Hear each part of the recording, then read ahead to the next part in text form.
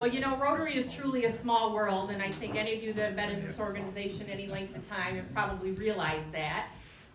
Great stories. Last night I found out that Louisa's husband's from Saginaw, Michigan. She lives in Halifax. I grew up in the area of Saginaw, Michigan, and Rod Beavers, he's still here, he's from Saginaw. It's like, Rod, Louisa's husband's from Saginaw.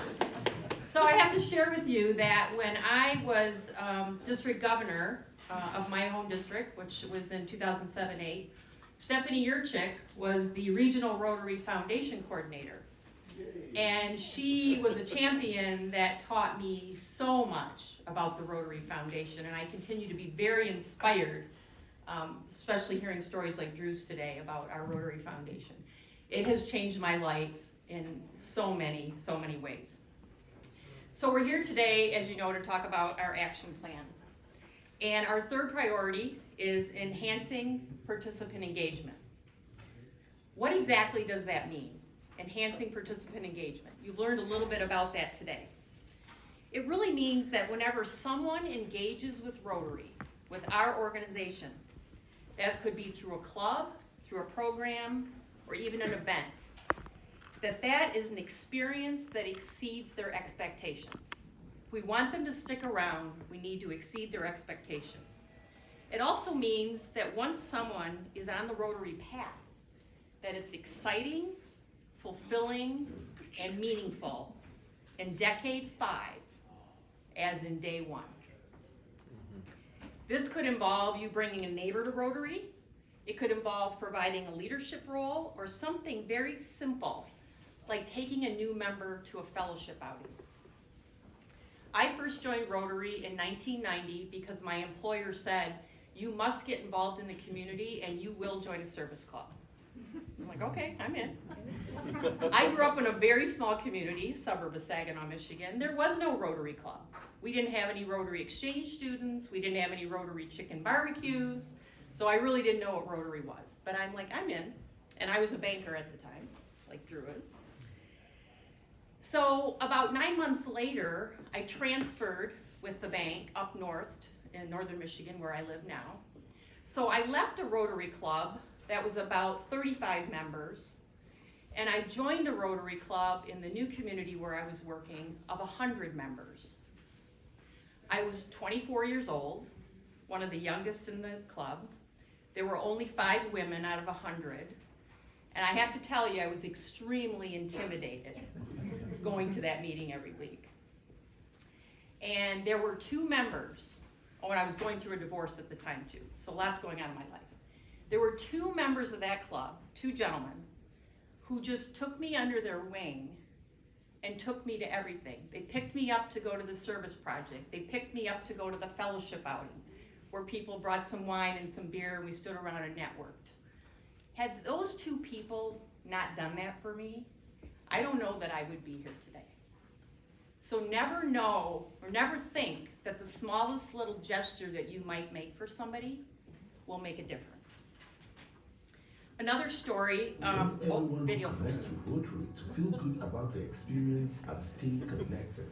We enhance participant engagement when we meet people where they are. It means being proactive, finding out what matters to them and how they want to be engaged.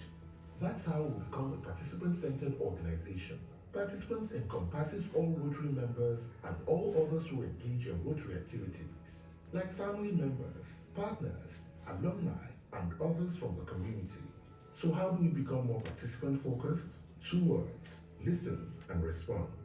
Ask participants if Rotary is meeting their expectations, how they are hoping to connect and grow through Rotary, what new skills or experiences they want to gain, and how they would like to contribute to creating change in the world. What kinds of projects interest people, and what your community would like to see from Rotary. Then listen to what they say and make delivering on those expectations a priority and your club's goal. That's how we make sure people feel seen, valued, and heard.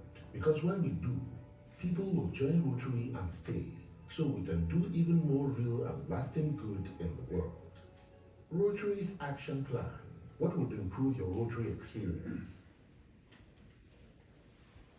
Oh, look at those two faces. So another quick story I was going to share before the video. Drew talked about the vocational training team experience that he just had. Some of you that have been Rotary for a while will remember we had a program called Group Study Exchange. And it was very similar where you had a team go to a different part of the world, and the team from that part of the world would come into your district. And the team was led by a Rotarian team leader, and then there were usually 4 or 5 non-Rotarian team members on that team. I think it was one of the very last years that Group Study Exchange existed before we transferred to the new grant model. We had a GSE team, Group Study Exchange team, that went to Germany. And when these folks come back, so you've got 5 people that have gone on this experience, usually for about 4 or 5 weeks, they come back, only one of them is already a Rotarian. And so what do we do to engage the other 4 who have now had an experience through Rotary and make sure they get involved? I have to say that in general, most of us didn't do a very good job of engaging with those GSE team members to get them involved in our organization. But we do have those success stories. And we had a young woman who was on that GSE team that came back, and fortunately she came to us and said, I want to join a Rotary Club, before someone invited her. To this day, this woman is very involved in her club. She is also the Rotary Foundation chair for her club, because the Rotary Foundation is how she had her experience through Rotary. The Rotary Foundation paid for her to have that opportunity to go to Germany and have that exchange, and she wanted to come back and pay it forward. So as people of action, we as Rotarians, we strive to understand the needs of others because we want to do service. And just like the people and communities that we serve, our fellow members need to know that they are seen and heard and that they're valued. They are seeking experiences that feel personally and professionally relevant and fulfilling. And in some cases, we are not delivering on those needs. This priority is aimed at making sure that we're giving our members meaningful opportunities to evolve and grow with us, personally and professionally, throughout their lives. Recent Rotary research confirms that the single most important factor in membership satisfaction is the club experience. So I ask you to think about your own Rotary Club for a moment. Are your meetings enjoyable? Think about walking into your meeting as an outsider. Does somebody walk in, do they feel welcome? Is there somebody there to greet them? Is there somebody there to invite them to sit with them? Are you providing a welcoming experience? Do your members have confidence in your club leadership? This is very important. Are you providing personal growth opportunities? There are a lot of things that we can offer through Rotary. Public speaking opportunities, team management, lots of ways that you can provide growth opportunities for folks. Are you providing opportunities for people to connect and develop valuable relationships? Do you ask your members, why did you join Rotary? And why do you stay in Rotary? We did that exercise several years ago with some of our members, and I was surprised to find out that one of our newer members offered that she had visited our club about 5 years before she joined, and that she did not feel welcome. And I was devastated that somebody felt that way. So it's really important to understand that you are providing a welcoming experience. And most people join Rotary for service or for connections. So we have to make sure we're delivering those. Are you providing meaningful service? I want to talk a little bit about the family of Rotary. We used to talk a lot about that, and I was glad that Stephanie brought it up again. And I have a story to share. Some of you may recognize the name of Betsy Demaray. She was a past Rotary International director from Sault Ste. Marie, Michigan. Lovely, lovely woman. Unfortunately, we lost her way, way, way too soon. But she used to talk a lot about the family of Rotary and what it meant to her. And one of the stories that she shared is she went to lunch one day. Their club met Mondays at noon in Sault Ste. Marie, and they had a buffet for their lunch. And she was standing in line with one of the older gentlemen in the club. His name was Steve. And she was just trying to generate a conversation with Steve and said, "Steve, how are you doing today?" And he said, I'm not really doing that well. And she said, "Is something wrong?" He said, "Yes, my wife passed away this morning." And she said, "Oh my goodness, what on earth are you doing at Rotary?" And he said, "Well, I have 2 sons. They both live out of state. They're on their way here. And I needed to be with family." Think about that. Most of my best friends today are people that I met through Rotary. So when we talk about participant engagement, we want the emphasis on the participant, which doesn't mean just our members, but all of those who we interact with in Rotary and are affiliated with Rotary. For example, we should be engaging with our exchange students, with our RILA students, with our project partners, and our Rotary alumni, just to name a few.